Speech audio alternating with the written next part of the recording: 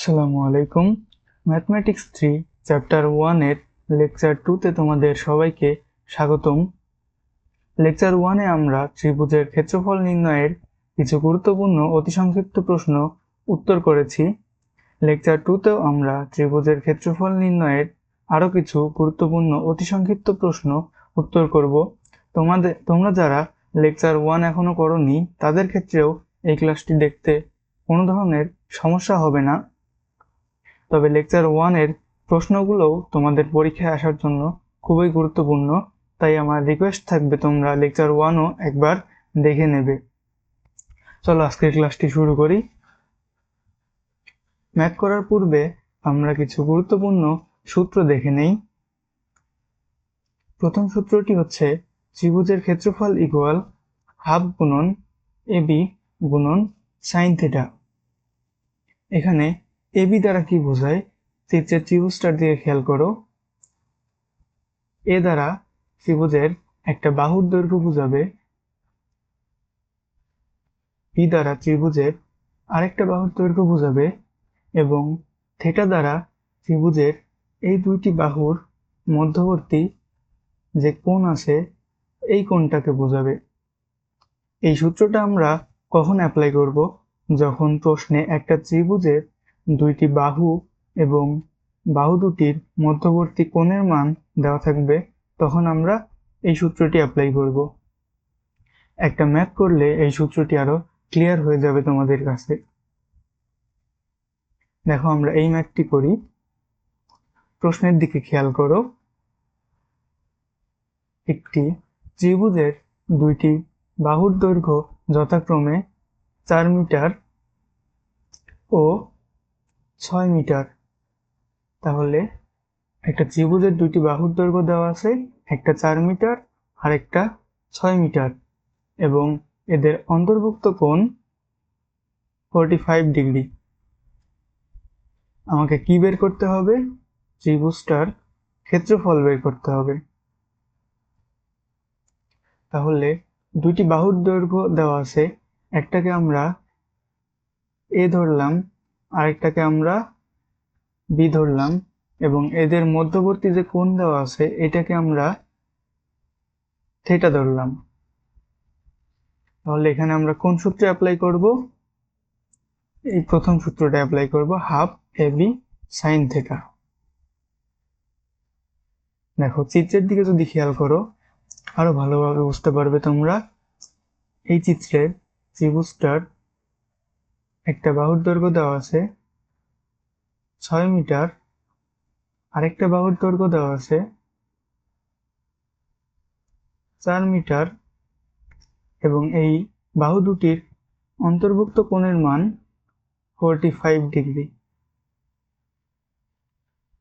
আমাকে এই ত্রিভুজটির ক্ষেত্রফল নির্ণয় করতে হবে। তাহলে আমরা এই সূত্রটি অ্যাপ্লাই করি এখন। অতএব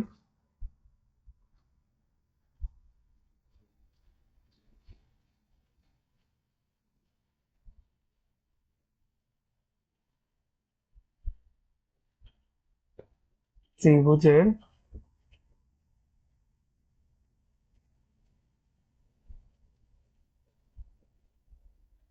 ক্ষেত্রফল ইকুয়াল হাফ গুণন এবি গুণন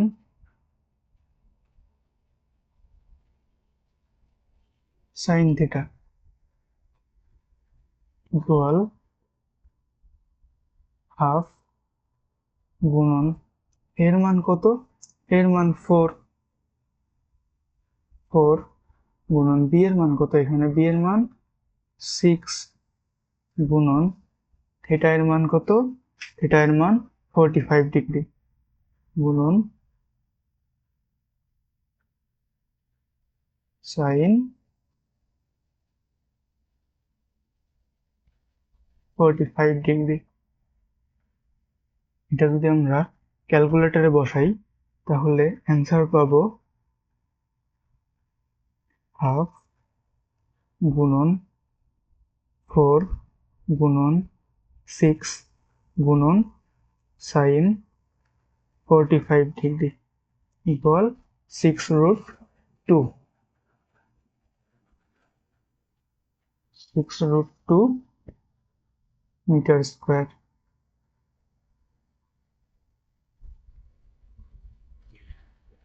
এরপরের ম্যাথটায় দেখো, প্রশ্নটা পড়ে একটু তোমরা। একটি ত্রিভুজের সন্নিহিত দুটি বাহুর দৈর্ঘ্য যথাক্রমে a মিটার ও b মিটার এবং এদের অন্তর্ভুক্ত কোণ থিটা। আমাকে কি বের করতে হবে? আমাকে বের করতে হবে ত্রিভুজের ক্ষেত্রফল। তাহলে ত্রিভুজের দুইটি বাহুর দৈর্ঘ্য এবং এদের অন্তর্ভুক্ত কোণ দেওয়া থাকলে ত্রিভুজের ক্ষেত্রফল নির্ণয় সূত্রটি কি? ত্রিভুজের ক্ষেত্রফল নির্ণয় সূত্রটি আমরা এখানে দেখেছি, হাফ ab sin থিটা।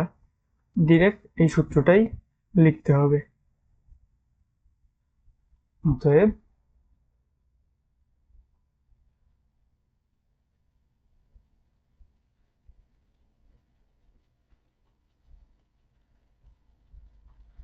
ত্রিভুজের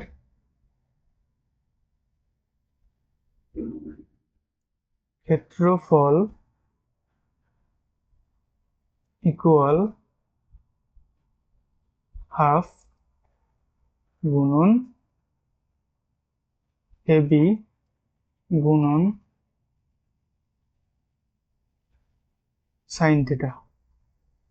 এইটাই আমাদের অ্যান্সার। আমাদের আরেকটা টাইপ বাকি আছে, এই টাইপটা করলেই আজকের মতো আমাদের ক্লাস শেষ। দেখো এই টাইপে কি বলা আছে, ত্রিভুজের ক্ষেত্রফল equal √s into s minus a into s minus b into s minus c। এখন আমাদের আগে দেখি ABC দ্বারা কি বোঝানো হয়। চিত্রের এই ত্রিভুজটার দিকে খেয়াল করো।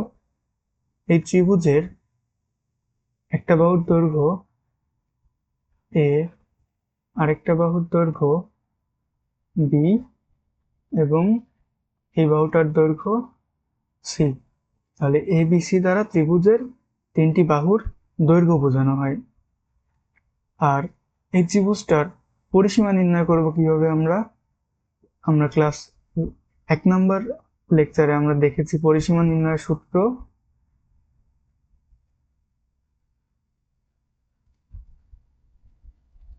পরিসীমা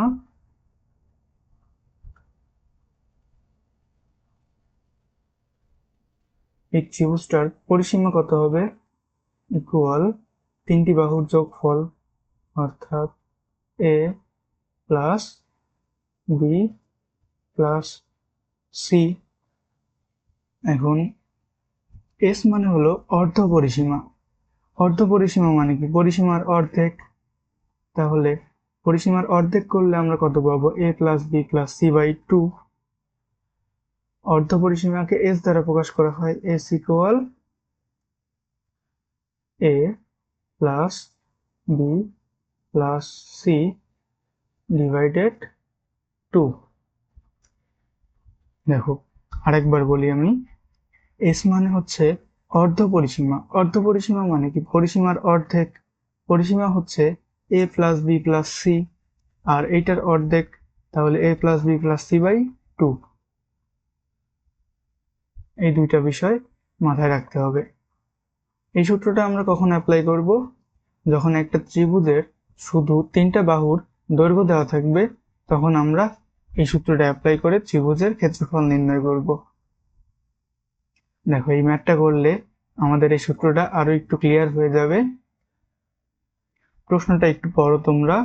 একটি ত্রিভুজের বাহুর দৈর্ঘ্য 5, 12 এবং 13 একক। দেখো বাহুর জাস্ট তিনটা বাহুর দৈর্ঘ্য দেওয়া আছে, 5, 12 এবং 13 একক। আমাকে কি বের করতে হবে? ত্রিভুজের ক্ষেত্রফল বের করতে হবে। তিনটি বাহুর, একটা ত্রিভুজের শুধু তিনটি বাহুর দৈর্ঘ্য দেওয়া থাকলে আমরা কিভাবে ক্ষেত্রফল নির্ণয় করব? এই সূত্র দিয়ে। root over s into s minus a into s minus b into s minus c।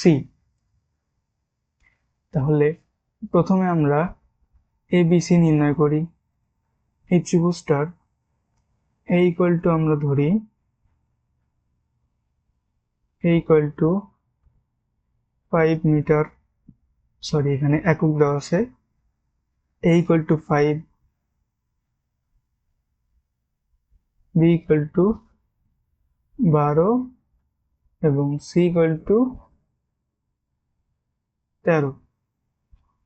আমাকে প্রথমে কি নির্ণয় করতে হবে? s নির্ণয় করতে হবে, অর্ধপরিসীমা।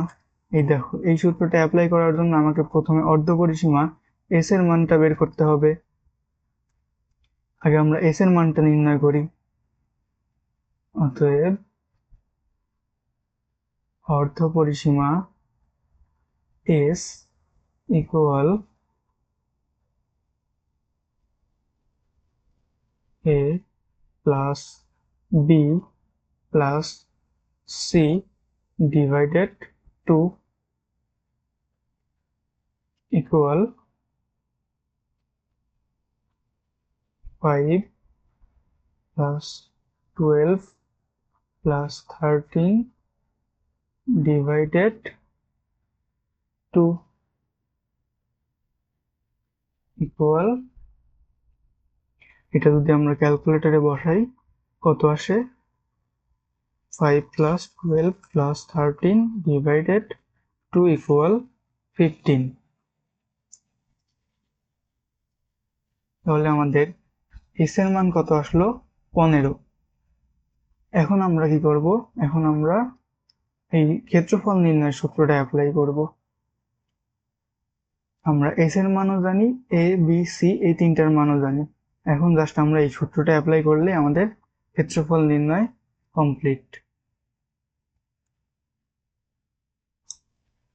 তাহলে আমরা এখন এই সূত্রটা অ্যাপ্লাই করব। অতএব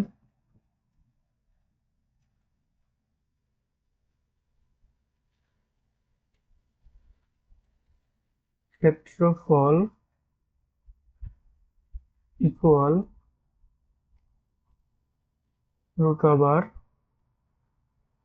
s into s minus a into s minus b into s minus c equal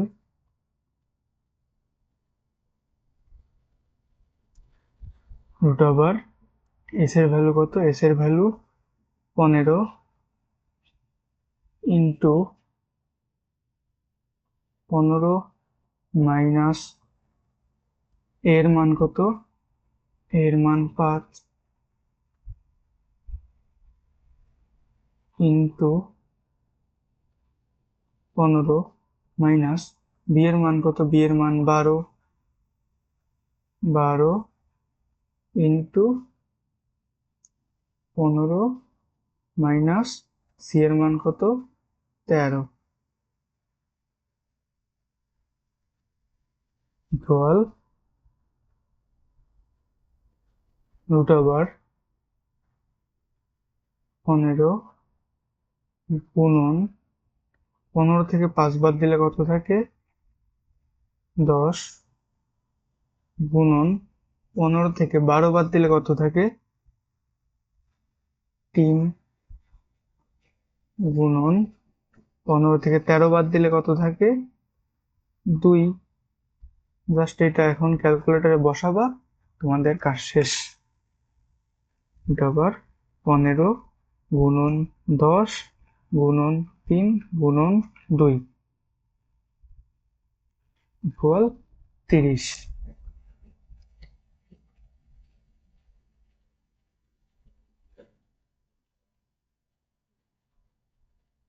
বর্গ একক।